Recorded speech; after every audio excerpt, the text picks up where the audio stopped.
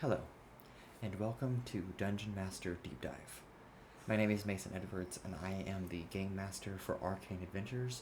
And just to reintroduce you to Dungeon Master Deep Dive, or if you're new here and haven't joined us for this is a podcast style where we take a look behind the screens at what a Dungeon Master or Game Master is thinking about, and just the considerations that they have while running a game.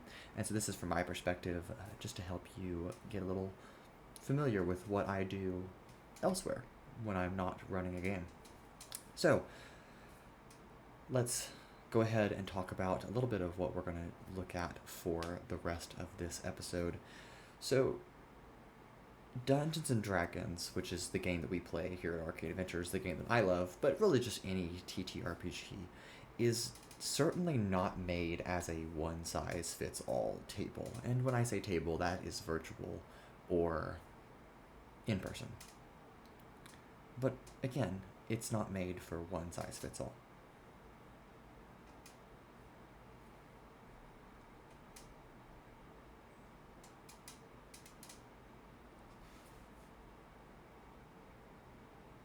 Hi there, my name is Mason Edwards, and I am the Dungeon Master or Game Master of Arcane Adventures, and I'd like to welcome you to another episode of Dungeon Master Deep Dive, where we take a look at what Dungeon Masters like myself are doing outside of running a game. In tonight's episode, we will talk about finding the right table size for you and your group, because in Dungeons and Dragons, or really any TTRPG, it is not one size fits all. Well, without further ado, let's go ahead and dive in.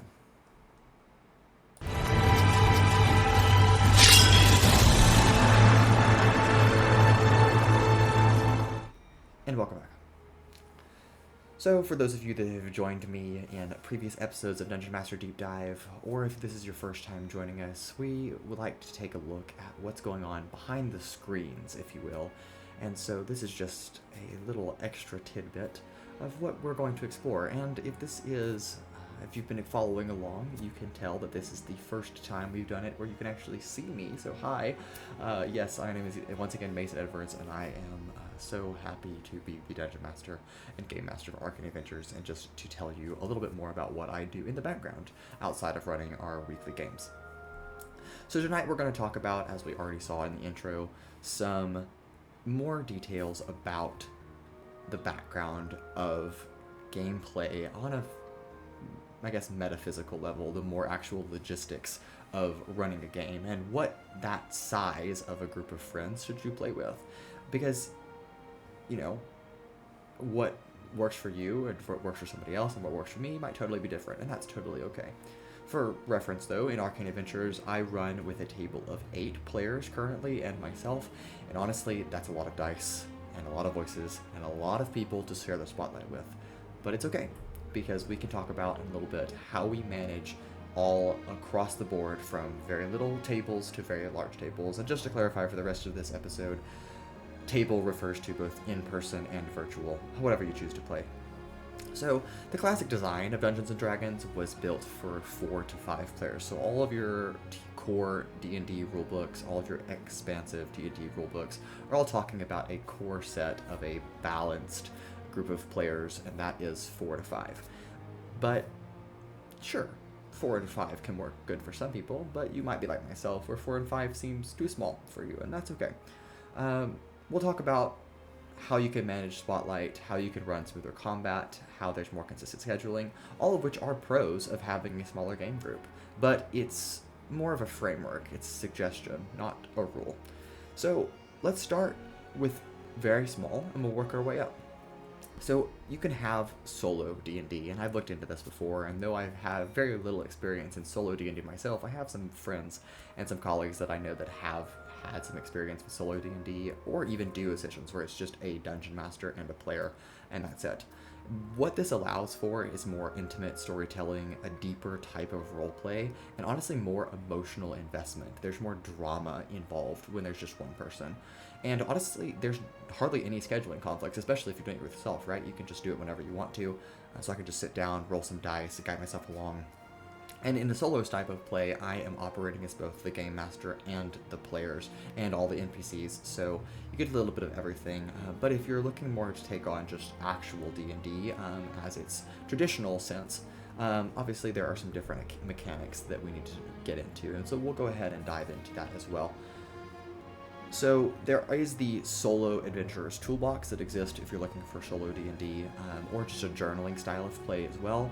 It's not the same as just writing a book, obviously, because the dice are still playing a role into what you're doing, but it is more like running one-on-one D&D is like a cinematic story rather than a dice game, even though the dice are still involved, of course. Now we'll move into talking about medium tables. That's your more traditional D&D table. That's your 3 to 5 players. This is the quote-unquote sweet spot that exists. The pros here is that everybody gets a turn most often. There is multiple party dynamics that get to emerge. It's easier to schedule. The more people you add, the harder scheduling becomes. And it's easier as a game master and a dungeon master to manage and maintain those story threads. So for new players and new DMs, I would honestly suggest running a smaller game style game group because it's easier to do. But if you're like myself, sometimes there is joy in the chaos, if you will, and that's where we get into larger tables where we see, I'm going to define a larger table as really 6 to 8 people. Some of the more benefits here is that there's more personality at the table, which can lead to richer roleplay chemistry amongst your group. There is an opportunity for players to bounce these ideas off of each other in a more organic fashion because you have so many options. And not that that can't happen in a smaller table, it's just more likely to happen in a bigger one. And these big moments can feel more epic because you have this bigger audience right there at the table with you that's experiencing that with you, so it feels more huge. And again, not that you can't have that in a smaller table, it's just more likely to happen in a larger table. But let's talk about some challenges, and these are challenges that I, in this category, also experience, so I can speak to my own experiences with this as well. So in game, you have combat pacing and action economy that becomes a really difficult thing to balance. Your typical combat that might only last 30 minutes to an hour with a small group might last you 2 hours or even a whole session with a larger group, just because there's so much to do, and that obviously, as you would probably expect, it progresses and gets even more difficult with higher level D&D. So a couple of things that I have done in my experience and what we use here at Arcane Adventures is we use a system called the Siege system for large combats where there's big important NPCs that are on the enemy side, or there's a core objective. And this is where the entire group, the whole party of team members, gets to operate under one initiative score, so whoever rolls the highest goes with that initiative and sets the initiative for the rest of the party. They get 5 minutes of preparation time to discuss their plan, and then they all have to act. Another way you can put some pressure on the party in a good way to make sure that the combat keeps flowing is to set in place a timer and say that you have to make a decision by this time. And it really should encourage making big moves, not necessarily optimized moves. Optimized moves being the best option you can choose versus the big moves. Sometimes it might not be a good option, but it's a big option. And that means bigger roleplay moments. And I would really, for me and my personal type of favorite play style and what I enjoy with my players is seeing those bigger roleplay moments play out in combat. So I absolutely encourage them to take big swings at something, even if it's not necessarily the best idea, to see what they can come up with and be creative. Another thing that can be difficult with larger tables is also balancing spotlight time. So even out of combat but still in game, you have to juggle the backgrounds and storylines of multiple people. And so if you're talking 3 or 4 people in a smaller table or traditional table, it's a little bit more manageable and you don't have as much work to do versus a larger table. There's a lot more to keep track of, and that can be difficult. And so you definitely need to have some experience. And if you're like myself, who probably has undiagnosed ADHD, then you will be great at this because your brain can focus on a million things at once, and you keep thousands of pages of Google Docs like I do, because that's just what you do as a dungeon master, and that's your life. But that's okay. It's, we love it, right? So there's also DM fatigue, and I have been there, a couple of times myself, and I know any DM will get there at some point. And it's where your prep time and your attention to game can cause increased stress on your life. And vice versa, your life situation can also cause increased pressure on your game, meaning that it's harder to accomplish those tasks and can lead to burnout. And you don't want burnout, but it is likely inevitable to happen. I'll even take the example of Matthew Mercer taking a break in Critical Role Campaign 4, where he took a step down primarily because he said he was experiencing DM burnout after 10 years of playing. And so you definitely want to manage your time, don't overextend yourself, and be upfront with your players and your audience in this case that you are getting tired, and it's okay to take a scheduling break if you have to, or if you can keep meeting on a consistent basis, absolutely plan for that, but make sure that the game that you're playing doesn't become a stress in your life, because that's not what you play the game for. You don't play it for a stress, you play it to relieve the stress. So you want to make sure that you're not becoming overly stressed about something that is just a game. And even for me, who's running this as a production for my friends and with my friends, I also get a little stressed sometimes, but I want to encourage you not to be stressed. And I know DMing is stressful. I speak from experience, but I believe in you, and you can do it, and it's okay. A couple of tips that I've learned with dealing with larger tables is that it's best to rotate focus across sessions. Each episode we focus on new character spotlights. So even if I don't get to every single character in one episode, I might get to a group of 3 or 4 in one episode, then another group of 3 or 4 in another episode, then another group of 3 or 4 in the next episode, and so on and so forth. I also really encourage player-to-player roleplay and scenes so that I don't get, basically bottlenecked into having to be in every scene, which can give me a moment to take notes, to catch up, to change music, to double-check lore or rules or references, and so it can be really helpful when players also take an active role-playing perspective and honestly help you out as the game master. And then I would absolutely suggest using table tools like initiative trackers and time limits and group decisions. And then we have things like music like this that you can hear right now, and we've got battle maps and D&D Beyond that keeps track of our character sheet. All of those things make my job and my player's job easier. And I absolutely encourage anybody that's trying to run larger groups to take full advantage of those things so that they're not trying to do all that by themselves. And there are plenty of third-party resources out there that are exactly designed for this type of play. So I would 100% recommend checking those out.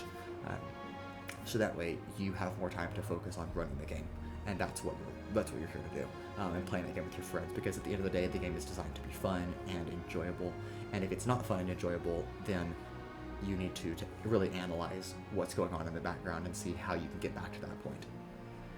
So there's another group of tables that I really want to talk about, and this is those massive tables that exist. I would call it like 10 or more players, and honestly I'm going to look again at Critical Role Campaign 4, where we have Brennan Lee Mulligan as the Dungeon Master, and I've been loving Campaign 4 as it's been coming out. I've been watching every episode every week. But they're using a West Marches style, and for those of you that are unfamiliar with that, it's a rotating cast. So even though Brennan Lee Mulligan is managing 13 different players, all with this incredibly deep backstory, he's not managing 13 players at one time. He is managing 13 players as they rotate through. So he'll focus on a group of 5, 6, 7, 8, or even 2 or 3 players at once, and then he'll add them in as they interact with each other. And then as we get to the end of these first 4 episodes, they split off into their own tables, and then that becomes their own mini adventure within the larger scope of the campaign. And honestly, that is genius. I would 100% recommend that if you're trying to do that.